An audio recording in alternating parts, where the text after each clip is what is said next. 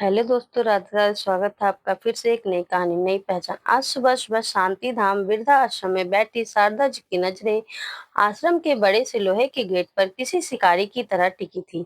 हर गुजरती गाड़ी की आवाज पर उम्मीद की एक नई कोपल फूटती और अगले ही पल चेहरे पर मायूसी छा जाती। एक साल पूरा एक साल होने को आया था उन्हें इस वृद्धा आश्रम में आए हुए।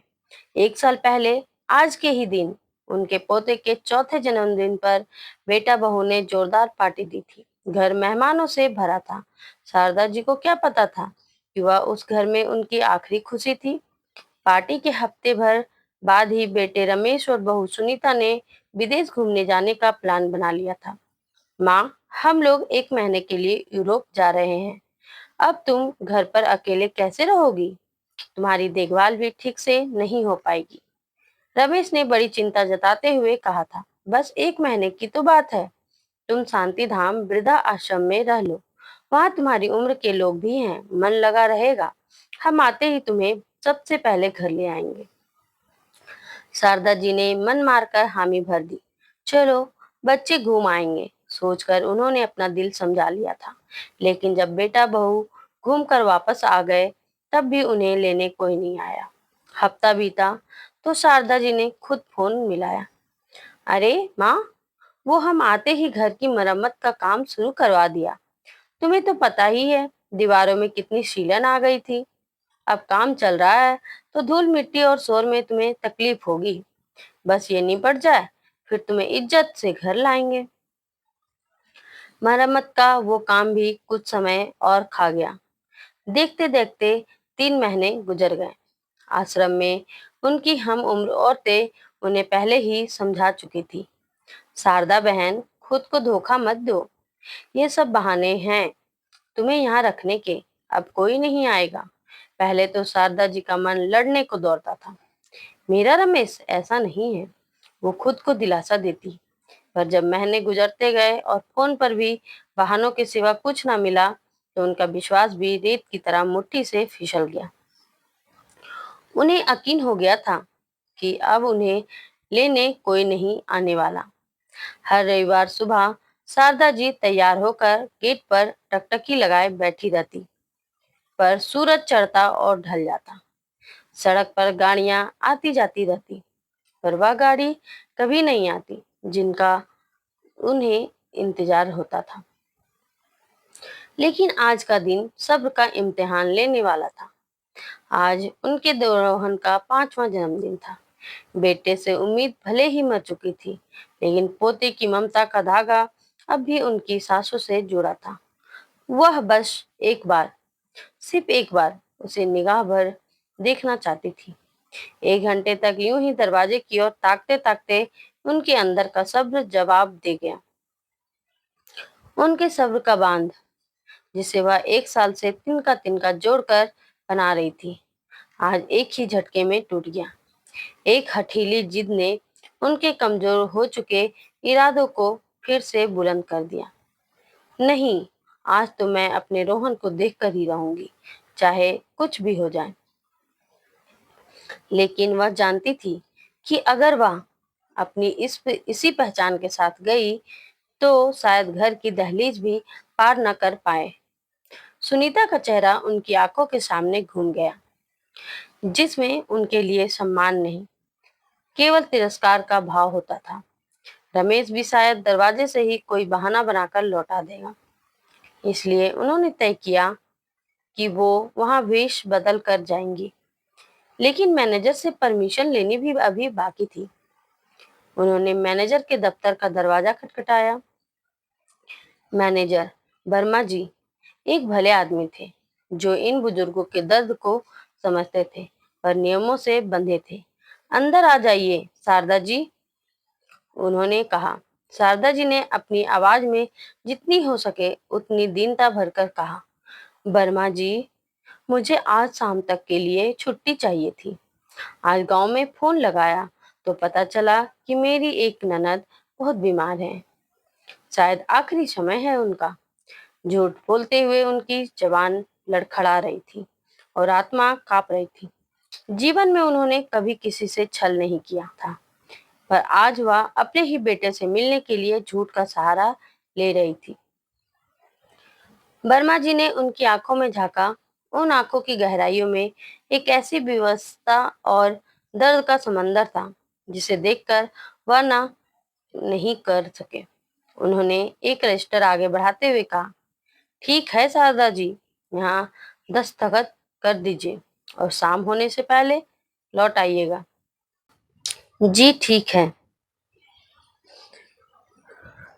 कहकर वे वापिस आ गईं। अब उन्हें अपनी पहचान को, अपनी ममता को, अपने माँ होने के अस्तित्व को कुछ घंटों के लिए दफन करना था। शारदा को पीछे छोड़कर एक ऐसा रूप धरना था जिसे कोई पहचान ना सके। यूं तो चिंता और अकेलेपन की दीमक ने उनके शरीर को अंदर से खोखला कर दिया था। उम्र ने जो झुर्रियां चेहरे पर नहीं दी थी, वो इस एक साल की पीड़ा ने माथे पर उकेर दी थी। कभी भरा पूरा लगने वाला उनका चेहरा अब पिचक गया था।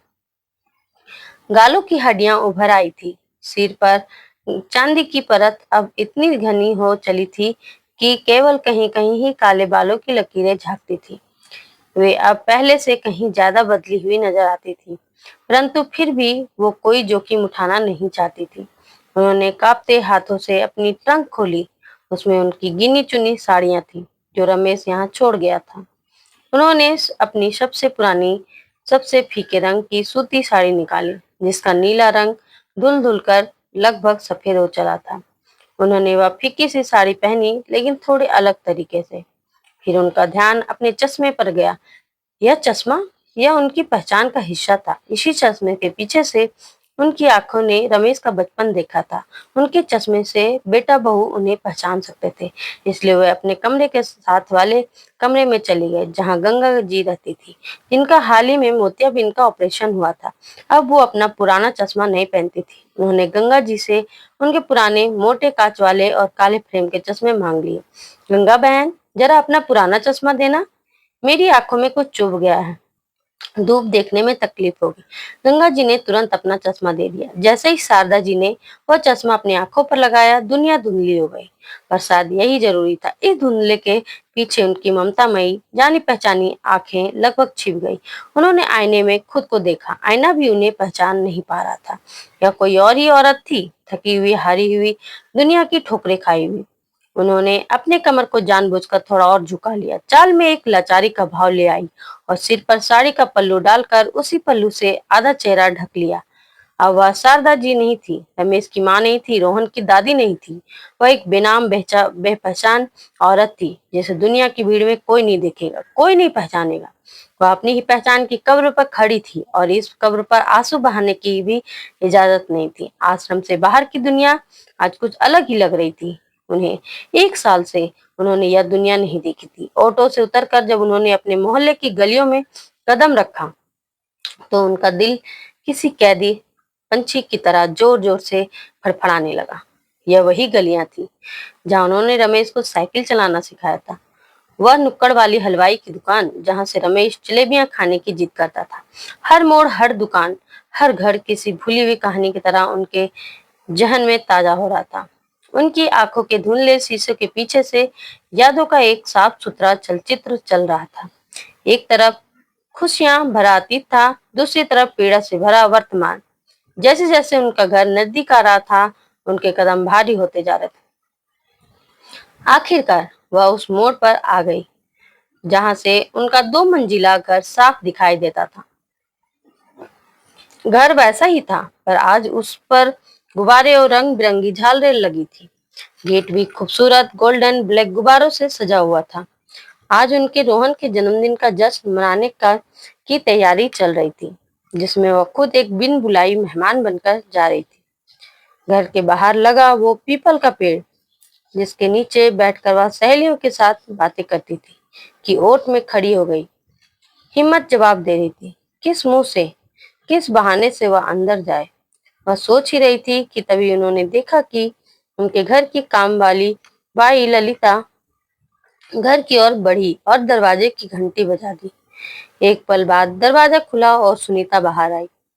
पार्टी की तैयारियों और मेहमानों को संभालने के तनाव में उसका चेहरा तमतमाया हुआ था। मैम साहब, आज मैं काम पर नहीं आ पाऊंगी, ललिता ने घबराते हुए कहा। मुझे किसी जरूरी काम से गांव जाना पड़ रहा है आज ही। सुनीता उस पर भड़क पड़ी। तुझे आज ही सारे जरूरी काम याद आ रहे हैं? घर पर ढेर सारे मेहमान आने वाले हैं और तू छुट्टी मांग रही है? मैम साहब, जाना बहुत जरूरी है, वरना मैं कभी छुट्टी नहीं करती, ललिता ने अपनी आवाज में मिन्नत भरते हुए कहा। आप आज के लिए कोई और इंतजाम कर लीजिए।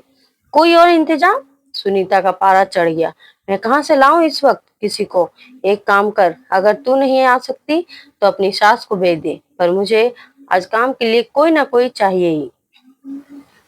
पेड़ के पीछे खड़ी शारदा जी ने सब कुछ सुन लिया। उनके कान सुन पड़ गए थे। ललिता ने एक पल सोचा और फिर बोली, ठीक है मैम साहब, अगर मेरी सास मान गई तो मैं भेज दूंगी, पर उनकी भी तबीयत ठीक नहीं रहती, मैं जोर जबरदस्ती तो नहीं कर सकती। तू बस भेज दे, मुझे नहीं पता वो बीमार है या कुछ भी हो, सुनीता ने झल्ला कर दरवाजा लगभग पटकते हुए कहा और अंदर चली गई। ललिता निराश होकर वापस मुड़ गई। एक पल के लिए गली में सन्नाटा छा गया। पीपल के पत्तों के ससराहट के बीच शारदा जी सारी बातें सुन रही थी। किस्मत का खेल देखो, जिस घर में माँ बनकर जाने के सारे रास्ते बनते, उसी घर में एक काम वाली बाई की जगह खाली हो गई थी। नियति उन्हें एक मौका दे रही थी, पर उसकी कीमत उनका स्वाभिमान था। एक पल को उनका मन हुआ कि वापस लौट जाए। इस जिल्लत से बेहतर तो आश्रम का अकेलापन है।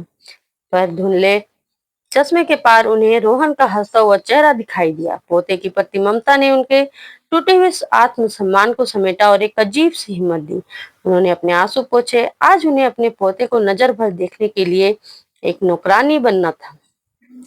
वे पेड़ की ओट से बाहर निकली। उनके कदम जमीन पर नहीं, अपने ही स्वाभिमान की राख पर पड़ रहे थे। एक लंबी गहरी सांस ली और आगे बढ़कर दरवाजे की घंटी पर उंगली रख दी। घंटी की आवाज पर दरवाजा लगभग एक झटके से खुला। सामने सुनीता खड़ी थी, जिसका चेहरा तनाव और झल्लाहट से तमतमाया हुआ था। ललिता के इनकार ने उसके माथे पर सिकन की गहरी लकीरें खींच दी थी। कौन? उसका सवाल किसी तीर की तरह लगा। शारदा जी का कलेजा मुंह को आ गया। उन्होंने अपनी आवाज बदलकर धीरे से कहा, मैं शांति बाई। उनका वाक्य पूरा होता उससे पहले ही सुनीता की आंखों में एक चमक कौंध गई। उसे लगा कि ललिता ने अपनी सास को भेज ही दिया। उसके चेहरे पर चिड़चिड़ाहट की जगह एक स्वार्थी राहत छा गई। अच्छा अच्छा, समझ गई, भगवान का शुक्र है तू आ गई, मैं तो परेशान हो गई थी, सुनीता ने लगभग शारदा जी का हाथ पकड़ते हुए कहा। उसे उस झुके हुए चेहरे या उन धुंधली आंखों में झांकने की फुर्सत ही कहाँ थी। उसके लिए यह झुकी हुई काया महज एक समस्या का समाधान थी। दो हाथ जो घर का काम निपटा देंगे। वह उन्हें अंदर लगभग खींचते हुए ले गई और तेजी से दरवाजा बंद कर दिया। जैसे ही शारदा जी ने दहलीज के अंदर कदम रखा, घर की जानी पहचानी महक एक तेज झोंके की तरह उनसे टकराई। यह वही घर था जिसका हर कोना उनकी ममता का गवाह था। सोफे पर पड़े कुशन, जिनकी गिलाफ उन्होंने खुद अपने हाथों से सिली थी। दीवार पर लगी पूरे परिवार की वह बड़ी सी तस्वीर। सब देखते देखते वो रुआसी उठी, लेकिन फिर उनकी नजर अपने पोते रोहन को ढूंढने लगी। क्या हुआ? क्या देख रही हो? काम करने ही आई हो ना, तो वहां क्या कर रही हो? सुनीता ने कड़कती आवाज में कहा और फिर रसोई की तरफ इशारा करते हुए हुक्म देते हुए बोली, सुनो, पहले ये सारे गंदे बर्तन साफ कर दो, सिंक भरा पड़ा है, फिर सब्जियां काट देना, जल्दी करो, शाम को सब मेहमान आ जाएंगे। शारदा जी ने एक शब्द नहीं कहा। वह एक मशीन की तरह चुपचाप रसोई में चली गई। सिंक बर्तनों से लबालब भरा हुआ था। उन्होंने नल खोला और बर्तन मांजने लगी। तभी अंदर के कमरे से बच्चों के खिलखिलाने की आवाज आई और एक 5 साल का बच्चा तूफान की तरह दौड़ता हुआ बाहर आया। उसने नीले रंग की एक सुंदर सी शेरवानी पहनी हुई थी, जिसमें वह बिल्कुल किसी शहजादे जैसा लग रहा था। रोहन! उसे देखकर शारदा जी वहीं जड़ हो गई। उनके हाथ रुक गए। उनका मन चित्कार उठा कि दौड़कर उसे अपने बाहों में भर ले, उसके माथे को चूम ले और कहे, जन्मदिन मुबारक हो मेरे बच्चे। पर वो अपनी हैसियत जानती थी। वह दादी नहीं, शांति बाई थी।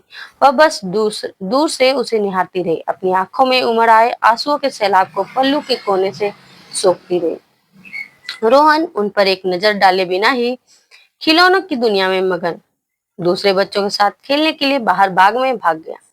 वह एक पल भी नहीं रुका। उसने नहीं देखा कि रसोई में खड़ी एक बूढ़ी औरत की आंखें उसे ऐसे देख रही थी जैसे कोई प्यासा पानी को देखता है।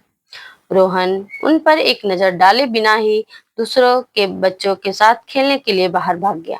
दोपहर में रमेश आया। वह फोन पर किसी दोस्त से बात कर रहा था। हाँ यार, शाम को जरूर आना, और हाँ, भाभी जी और बच्चों को लेकर आना, नहीं तो मैं नाराज हो जाऊंगा। ऐसा कहकर वो एक बनावटी हंसी हंसने लगा। उसकी नजर रसोई में काम करती हुई शांति बाई पर पड़ी।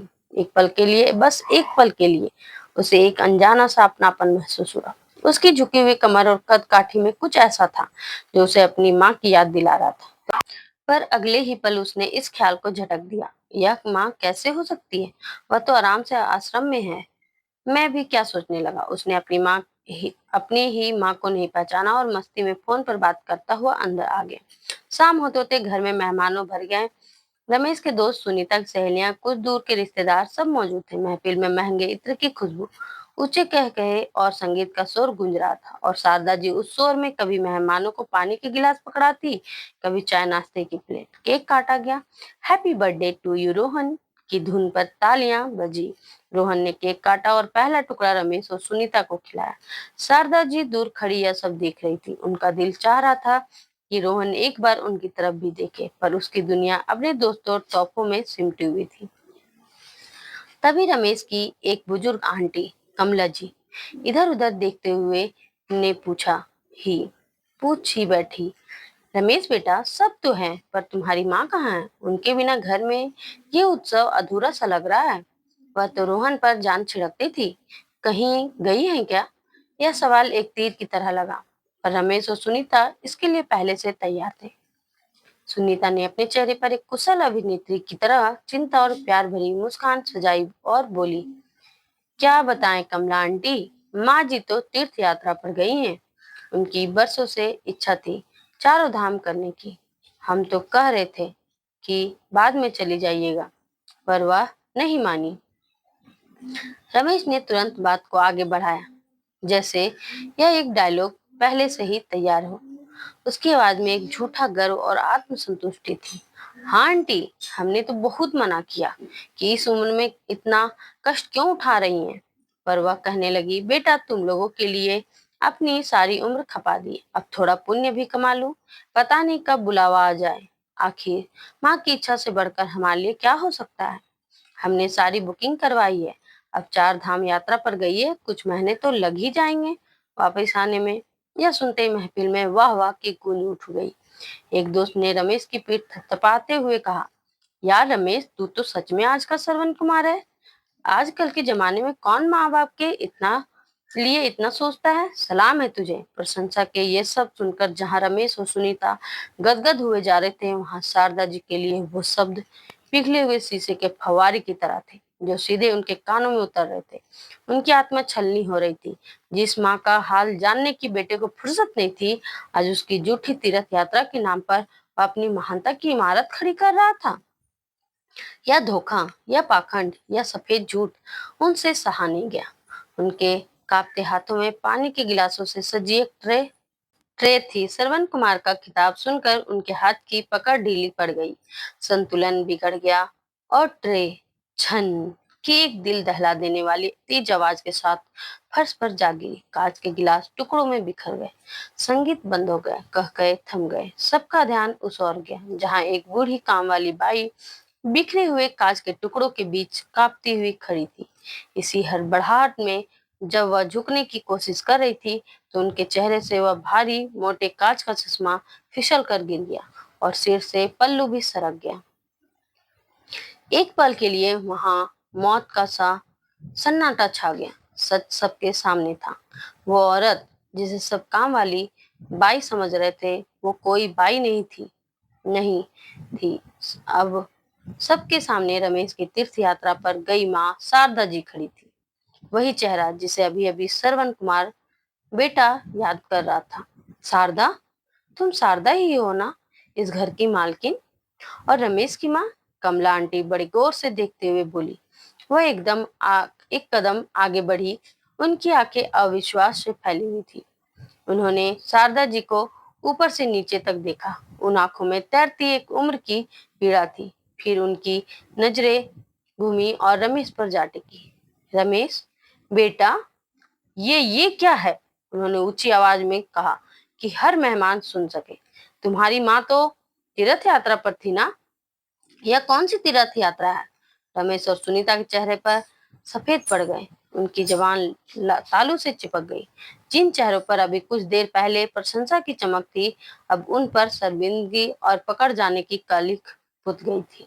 जिन मेहमानों ने कुछ देर पहले रमेश की पीठ थपथपाई थी, वे अब एक दूसरे को देख रहे थे और कानाफूसी कर रहे थे। श्रवण कुमार का मुखौटा उतर चुका था और उसके पीछे एक कुर स्वार्थी चेहरा सबके सामने था। तेरी ये हालत किसने की शारदा? कमला जी ने पूछा। कमला, मैं तीर्थ यात्रा पर नहीं बल्कि वृद्ध आश्रम चली गई थी। मेरे बच्चों ने कुछ दिन के लिए मुझे वहां रहने को कहा था, पर फिर कभी लेने नहीं आए, ना ही मुझसे मिलने आए। लेकिन आज आज मेरे रोहन का दिन था।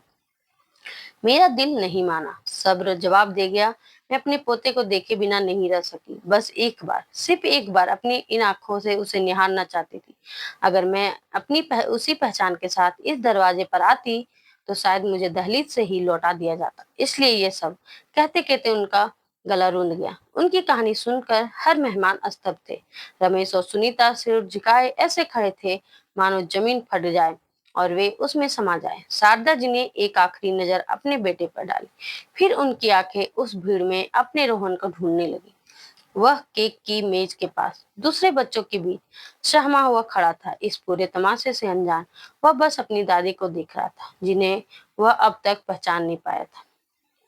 जब जब झूठ का पर्दा फट ही गया है, उन्होंने धीरे से कहा, और सबको पता चल ही गया है मैं कौन हूँ, तो फिर मैं अपनी और वो एक ख्वाहिश भी पूरी कर ली ही लेती हूँ, जिसके लिए मैंने अपनी इज्जत तक दांव पर लगा दी। यह कहकर वह धीरे धीरे आगे बढ़ी। वह रोहन के सामने पहुंची और अपने कांपते हुए घुटनों के बल जमीन पर बैठ गई। एक साल से पत्थर बनी उनकी आंखें अब झरझर बहने लगी थी। मेरे बच्चे, यह शब्द उनके मुंह से एक सिसकी के साथ निकला और फिर उन्होंने अपनी दोनों बाहें फैलाई और रोहन को अपनी ओर खींचकर कस के अपनी छाती से भींच लिया।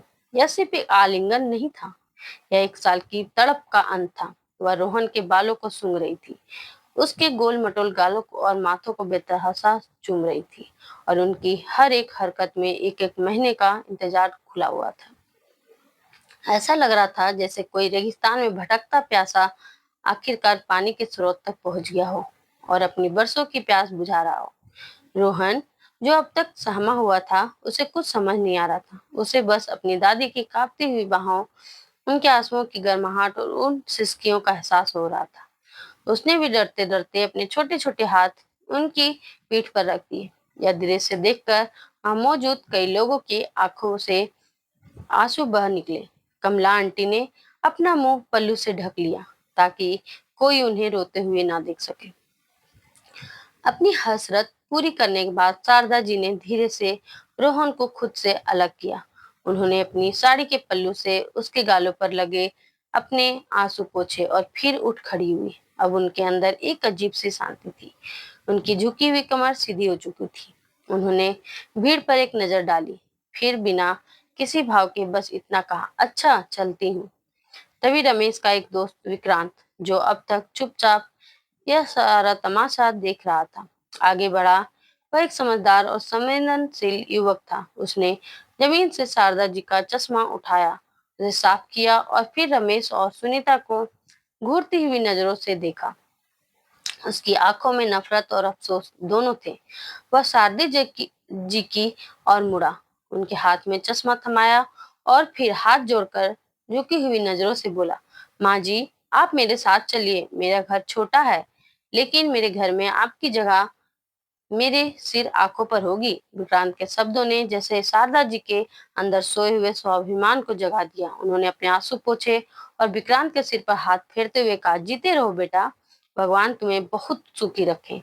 फिर वह एक पल रुकी और बोली, पर जब अपना ही खून पानी हो गया तो मैं किसी पराये पर बोझ कैसे बन सकती हूँ। लेकिन बेटा, तुम्हारे विचार जानकर मुझे बहुत अच्छा लगा। हमेशा खुश रहो। उन्होंने एक नजर अपने बेटे और बहू पर डाली। उनकी आंखों में अब ना गुस्सा था ना नफरत, बस एक बहुत गहरी उदासी थी। मेरी जगह अब वही है जहाँ मेरी किस्मत मुझे ले जा चुकी है, शांतिधाम वृद्धाश्रम।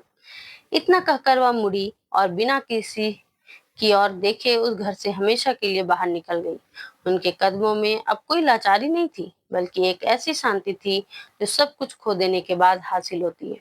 उनके जाने के बाद श्रवण कुमार की उपाधि देने वाले मेहमानों ने शर्मिंदगी से सिर झुका लिया। एक एक करके सबने रमेश और सुनीता पर थू थू करते हुए और लानते भेजते हुए घर छोड़ दिया। कमला आंटी ने जाते जाते बस इतना कहा, रमेश, तूने अपनी माँ के साथ नहीं बल्कि इंसानियत के साथ धोखा किया है। भगवान तुझे कभी नहीं माफ नहीं करेगा। यह शब्द नहीं, तमाचे थे जो रमेश और सुनीता की जमीन पर पड़े थे। इतना कहकर वह भी निकल गई। पीछे रह गया वो आलीशान घर, बिखरे हुए तोहफे, आधा खाया हुआ केक और फर्श पर पड़े कांच के टुकड़े। और उन सब के बीच खड़े थे दोनों पति पत्नी, जो आज आप खुद को जमीन में गड़ने जैसी स्थिति में पा रहे थे। तो दोस्तों, आपको ये कहानी कैसी लगी, कमेंट करके जरूर बताइएगा। अगर अच्छा लगा हो तो हमारे चैनल को सब्सक्राइब करें, लाइक करें और शेयर करें, और ज्यादा से ज्यादा वीडियो को शेयर करें अपने परिवार में। आपको इसमें क्या अच्छा लगा ये भी जरूर बताइएगा। धन्यवाद, मिलते हैं अगले वीडियो में। जय श्री राम।